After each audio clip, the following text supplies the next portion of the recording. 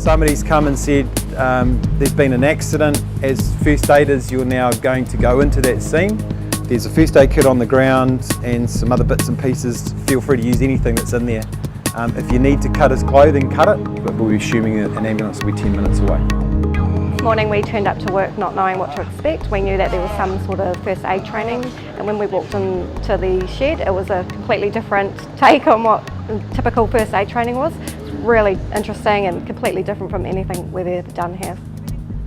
Every organisation in New Zealand that has 5 staff or more should be looking at doing something around scenario-based training.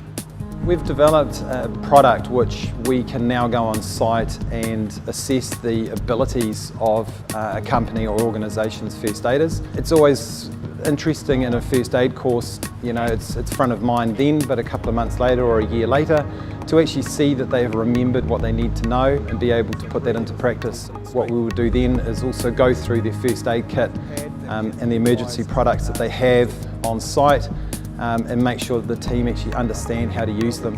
One of the main things we find is that the first aid kit sits on the wall.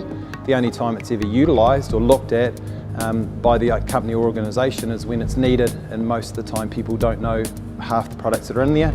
So it gives us the ability to make sure that they understand what they're for and how to use them. Obviously when I walked in I was shocked and sort of froze a bit, but it was really good to be on a pretend site and actually get a feel for what could happen. And looking back now we can think over what we could have done, what we could have done better, but overall it was good and I think the team did a good job.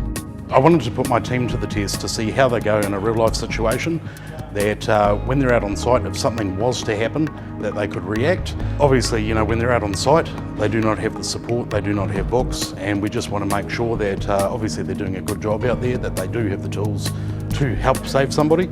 I think my team got out of this is they have some confidence that their training worked, and that if something was to happen on site, although they're nervous, they can perform their roles that they're trained for.